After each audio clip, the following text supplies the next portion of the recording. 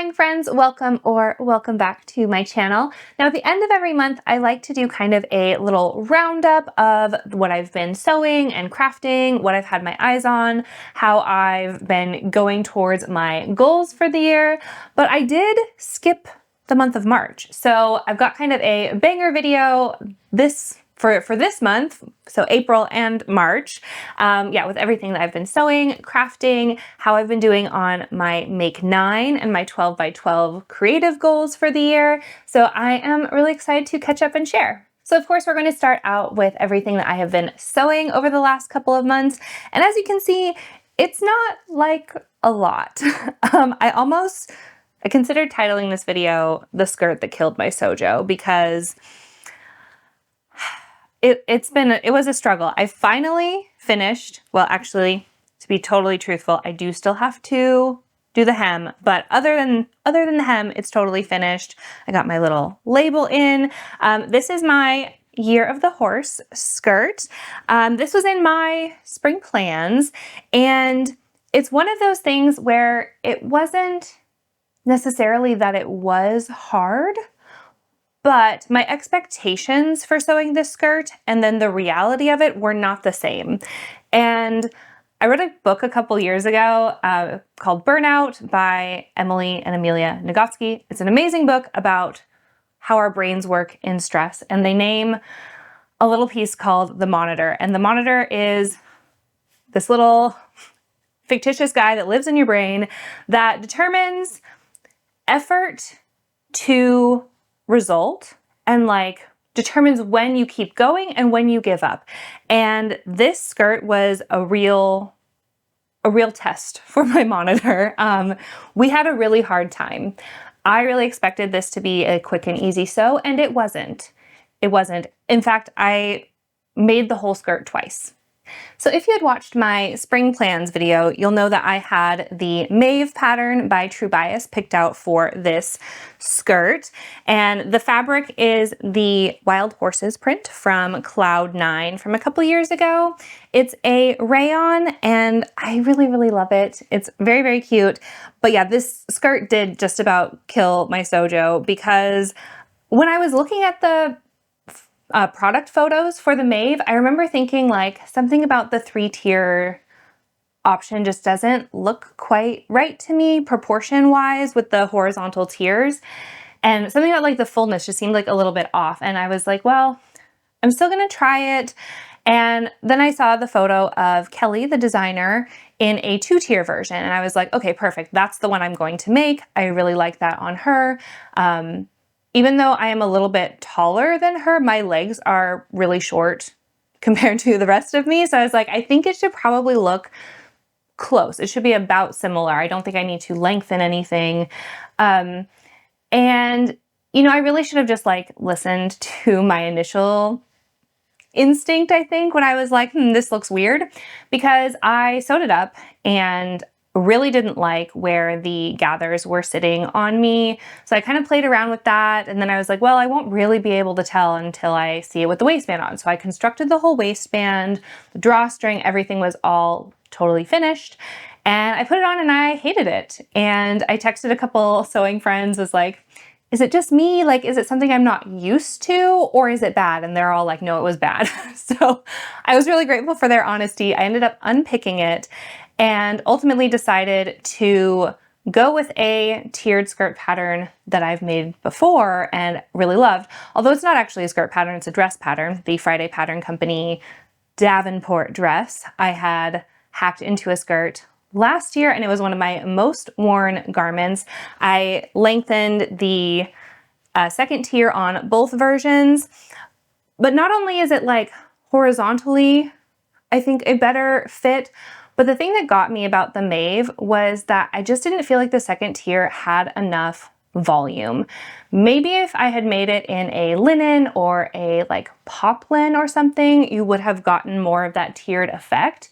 But in this drapey rayon, it just looked really sad. It just looked really limp and wimpy.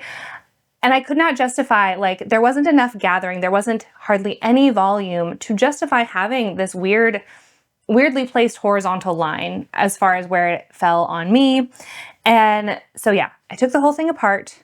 I used the extra fabric that I have as well as what was left over from the initial skirt, and I just made another skirt. So yeah, the skirt I sewed twice. The skirt that almost killed my sojo. This project sat for about a month, and it was one of those things where I knew it wasn't even going to take that long to just sit down and do it, but I was so annoyed of how much harder it ended up being than I thought it was going to be that I just like avoided my sewing machine altogether. I couldn't even like bring myself to work on a different project in the meantime because I was like, no, you should just like go back and finish it. And so finally I did and gathered up the gumption to finish it, and I really love it. It's really great, exactly what I wanted. And so I kind of just think I should have gone for this pattern in the first place because I already knew that I loved it and that it fit me really well. It was exactly what I wanted. So it's at least now in my closet. I can check it off my spring plans, and I am very excited to wear it. The second piece that went to that look for my spring plans was this t-shirt.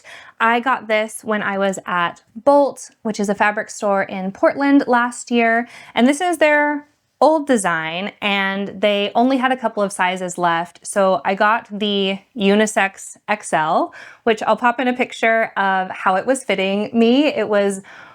It fit around me really well. I was pretty happy with that, but it was really long, well, just really long generally, but particularly really long like through the shoulder here. And so I was having like a lot of excess fabric here, which was even though it's a jersey, it's a knit, it was still like kind of impeding my range of motion a little bit. So I took it all apart and then kind of pattern squished the Helen's Closet Dawson pattern pieces onto this where it fit. It didn't fit everywhere all the way, so I kind of fudged some things around. And whereas the Dawson is very like figure hugging, I just drew the straightest line I could given the fabric constraints. Drew the straightest line that I could to make it still have that kind of relaxed t-shirt feel. I would say the fit of it is really good. It's not quite as relaxed as I wanted it. It's kind of more like a shrunk baby tee, even though it's not cropped. So I'm pretty happy with it. The only thing about it is that I had to kind of choke up on where the pattern would actually fit was a little bit closer to the logo here than I wanted. So it's really just like neckband logo. I would have liked a little bit more space like the original design had, but everything kind of had to shift up to accommodate so I could get the widest part of the fabric to actually get all the way into the armhole here. But overall, it came together it came apart and then back together faster than I expected. I did this really just in a couple hours. So yeah, better than I expected. The only thing that I wish I had done is that they did a really nice construction. Whoever they went through to manufacture their t-shirts did a really better job, so much better than like what I usually see on like band t-shirts. Like that kind of branded graphic tee. They had a really nice little strip that went over the back of the neckband all the way from the shoulder, like back here and then to the other side. And it just looked so nice, so professional. That part was a pain to unpick, but I wish I had put it back in or had even used like a contrasting fabric to cover this here. I think that would have just looked really neat and professional. It's something I always forget to do. I've done it before. The Closet Core t-shirt, it's a free pattern, actually has instructions and a pattern piece that shows you how to do that. And for a while I was doing it on everything and it was great and I loved it, but I just haven't done it in so long it wasn't even like on my radar. But yeah, I still like it. It would have been a nice little detail, but I did put in a matchy cherry label that I thought went well with the blue graphic here. It happened to be a pack of labels that I bought at Bolt when I was there and got this t-shirt. So it all kind of comes together and yeah, I'm really excited to wear this. So my last sewing project to share with you is another refashion. So I had made these comfy pants from Pattern Scout a few years ago, I think in 2022, maybe even 2021 actually. And this is like a pretty bargain bin jersey, and I've been really impressed with how well it has held up overall. These have been like my favorite pajama pants. I absolutely love them, but they've been out of commission for quite some time. I've been sitting on my stairs, not getting fixed until, yeah, last week I was like, you know, today's the day. I have navy thread on my overlocker from the Davenport skirt. So I'm just gonna get it done, because what happened was the waistband was wearing through on the top. It's actually not a waistband because the pattern pieces are just like really tall, and then you stitch the elastic in and fold it over. So the top of the jersey was wearing thin because of the elastic underneath was like rubbing against the top. Again, like how many years of washing and wearing, still like pretty impressed with the pattern and fabric overall. But yeah, so I just found some semi-matching ribbing in my stash. I would have loved if it had been more of like this kind of olive green rather than this like kind of more jade green, but they're pajamas, like it's fine. And all I did was just take the width of the elastic plus my seam allowance, and I doubled that to equal my width, cut that piece out, folded it over, and kind of inserted it like you would either a waistband or a neckband. I didn't have to like stretch it in. I just kind of made it like relatively the same width as the top. Put the elastic in, easy peasy. I have this cute Kylie in the Machine label that says, I'm probably thinking about sewing. And I thought that that was very appropriate because I usually do fall asleep or at least get ready for bed thinking of all the future projects and things that I want to sew. So I'm very, very happy to have these back in my pajama drawer. I slept in them last night and they're so comfortable. Yeah, absolutely. Like, yeah. Do they look the best? Maybe not, but they are so comfortable and I'm so happy they are available to wear again. So for 2026, I wanted to do some crafting as well as sewing. So I have my sewing goals to complete a project every month, but also to complete a craft of a different sort. So I have some to share. First off, these are the Kiriki press. These are two of the costume cats. There's 6 in the collection, and this is the wizard and the clown.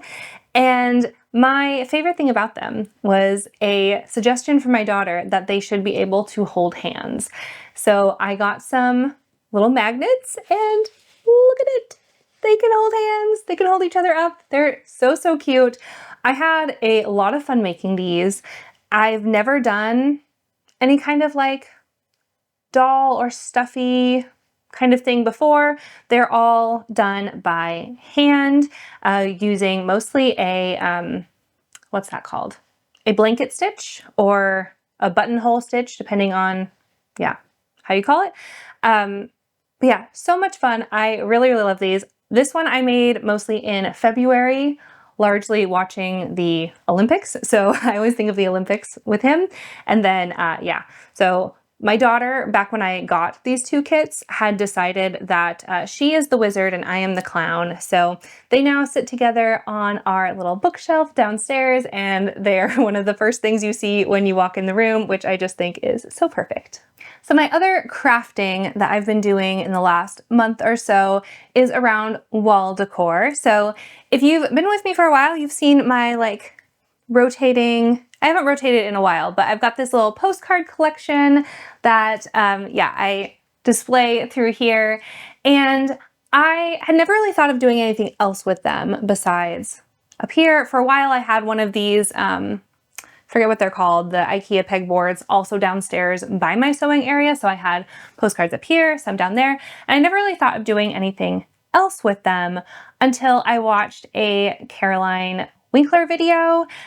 She's a like home decor internet person that I've been following a lot on my own like interior journey that we're drowning in right now. We'll get to that later. Not drowning, we're fine, but very focused. So I never really thought of anything else with the postcards, but she brought up this point that like art is really expensive, but you can get good art for really cheap through postcards, and then it's just about how you display them. And I was like, well, I already have a lot of postcards, so tell me more. And so I'll link the video below where she did kind of like a DIY little craft. I didn't quite go the same direction that she went, but it definitely inspired me to look at what I had around my house and try to use it to kind of elevate my sad empty wall spaces. So I thrifted a few frames and I'll show you what I did with them. So this first one, I took all of the glass out so that I hopefully didn't blind you. So they might look a little bit weird and like, what is that? Oh, it's just a fluff. Okay. Yeah. So this postcard I got with a friend who we're kind of on like opposite ends of certain sewing things, where she's like, yeah, maybe I'll iron like at the end, maybe not. And I'm like, I like to pre-press every seam. I like press at every step. So we always joke that we're like sewing opposites. And so I think we were together and she was like, you need this iron somewhere in your life. And it says, creases threaten our way of life. So she was absolutely making fun of me and my like penchant for pressing by the rules, but I really love it. And then I had this like raspberry paper that came with some paper craft I think I bought for my daughter. And I really liked how the reds the red of the text here was very similar to the background of these raspberries. And so this is what hangs now over my sewing space. It's probably temporary. I eventually want to get like a nice shelf there and some better lighting. But for now, this is what I see when I sit down to sew. So this next one is another print that I actually got on a separate occasion that Joyce and I were out shopping together. But it's these, I think it's called Unsmiling Ladies. And this one and this cat right here are from a local artist named Ellen DeBrown. I will link her shop below. She's got some really cute stuff. And this one I actually mounted on some fabric from my stash. So I really liked the green of the sweater. Yeah, this one and this one. So I had this teal cotton voile with this like checked burnout kind of texture. Now I will say, if I do this again, and I think I will adhere the fabric to some kind of backing first, because this is literally just like the fabric and then some Wonder Tape. Now I do think the check worked really well for like mounting it, like mostly centered, but yeah, it is like a little bit floppy. So next time I will make sure there's some kind of structure to hold it better. Of course, it does look better with the glass in there to flatten it, but yeah, this hangs in my bathroom now, and yeah, it's right like if you're on the toilet, this is what you see, and it's so much better than just like the white wall in front. So very, very happy with this one. And then these two were really just like using what I had. The background is actually just like packing paper that a lamp came in. So it's not smooth, like it's a little bit wrinkly. I tried to iron them, but like it has a very lived in feel. That is what we're gonna call it. So this postcard I think I got from Powell's a couple years ago when I was in Portland. And yeah, it just has organ, and I really loved how like the frame of the postcard, the yellow matched the frame of the actual frame, and then the greens. So I really like the kind of like echoing situation there. Should I upgrade to like a better background in the same color? Like, yeah, maybe, but for now this sits on my TV console and I really like it every time I look at it. And then this one is, what's that? I don't know what that is. Yeah, this was the Easter card my mom sent me. She bought it at New Seasons, and she said that like it made her think of me. And then I opened it and I was like, oh my gosh, this has to go on the wall. So again, packing paper and a thrifted 50-cent frame, and my wall is so much cheerier. So that is everything that I have been sewing and making for March and April. And I thought that this would be a good time to check in on my Make 9 and how I am doing with that and my 12 by 12 for 2026. So yeah, we're like a third of the way into the year, which is kind of terrifying when I say it like that. But again, good time to kind of roll around and check in on some things because I've only made 2 of the things on my Make 9, and I don't want to get to like November and then feel like I should panic sew just to check things off. So I really want to keep that kind of at least the front of my mind when I'm making choices about what I am wanting to make. So both of the things that I've completed on this list were actually refashions. So back in January, I checked off the pajama top when all I did was I took a jersey dress and I chopped it like at kind of tunic length, which I've discovered is like the perfect length for me for a pajama top. It's so comfortable. It keeps me like covered, but I don't have to wear like a high rise, pajama bottom, which is not always comfortable. I love a high rise during the day. Like, high rise bottom, short top is like my favorite outfit silhouette. But for sleeping, I am like the opposite. So I want like full coverage, but low rise. So yeah, the dress turned tunic pajama top is absolutely perfect. And I'm very happy with that one. And then I have just kind of repaired / reintegrated these pajama bottoms back into my wardrobe, and they actually look very cute together. The waistband, the new waistband I put on, does not match the top at all, but again, because it's like tunic length, you don't even see that. So I have a cute little pajama set that is really, really comfortable that I'm very, very happy with. And then additionally, I do feel like I'm making progress towards some of the other ones, so I thought I would share with you kind of where I'm at on those. So looking ahead at what's on my radar are a few things that do correspond with what's on my Make 9.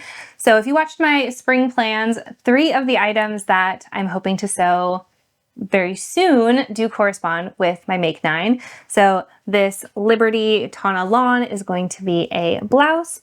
Not the blouse I initially thought I was going to make when I made the Make 9, but a blouse is a blouse. It's gonna work, and I'm really excited for this one.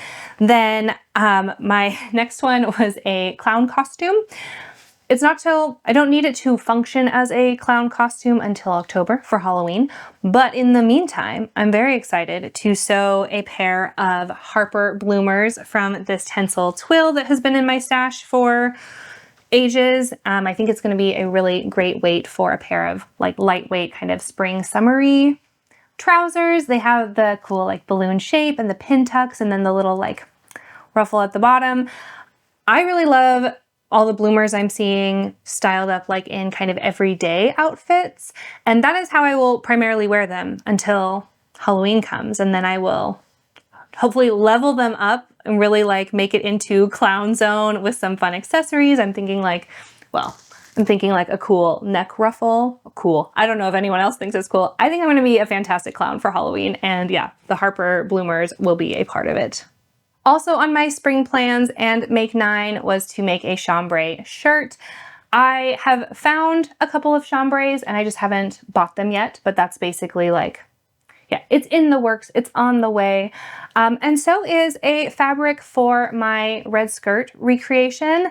I was really looking for this kind of like very vintage, kind of loud, dramatic, maximalist vibe with a fabric, and I might have found one. I think I'm gonna buy it. It's from Vinted, so it's a little bit hard to tell exactly what it will be like. So I'm gonna get it. It's a really good deal, and hopefully there is enough of the fabric because it is a slightly narrower width, and I want like a big kind of circle-y skirt. So hopefully it's enough, and hopefully the print is dramatic enough for what I was looking for there. The other like kind of special one was I wanted to do a special occasions dress. And when I made this goal back in January, I was thinking of the occasions that might be coming up. And 2 of them were, I was thinking of a cousin's wedding and also of frock tails. And it turns out both of those events are happening on the same day. So October will be very interesting. One is in one part of the country and the other is elsewhere. So I will barely have enough time to get from one to the other. So not enough time to go home and change. So whatever I'm wearing to frock tails is what I'm also going to be wearing to the ceremony. So I need to kind of like find something that is going to work with both, that can still be a really fun party dress, but also, you know, appropriate for a tiny church ceremony. So that will be very interesting, but I'm excited to get looking around for fabrics and patterns. So the last two on my list, if I counted everything correctly, is a pullover and a tank dress. Both of these I have plenty of fabrics and patterns for. It's just a matter of making them up kind of like at the right time. Yeah, a tank dress is probably going to be more summer-esque. And then I haven't decided if I want to just like squeeze in a quick sweatshirt. The fabric I have would match what's on my overlocker right now. So I could just like real quick bump my other projects and squeeze that in.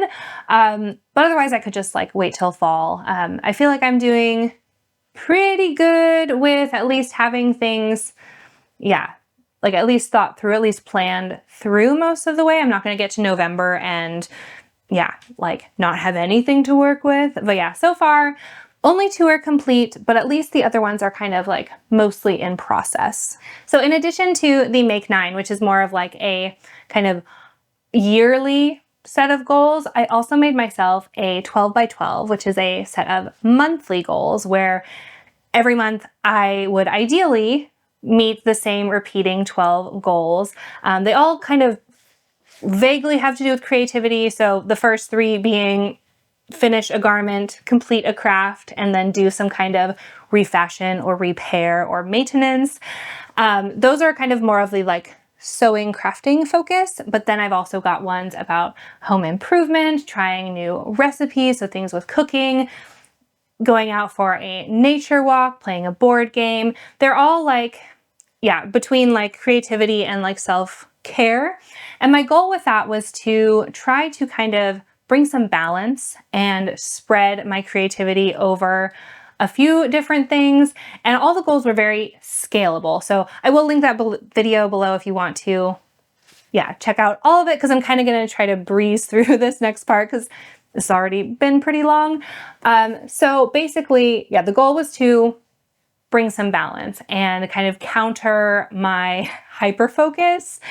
And that worked really well in January and February.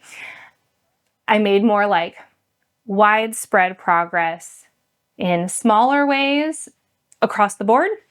March and April were very, very focused on this home improvement goal.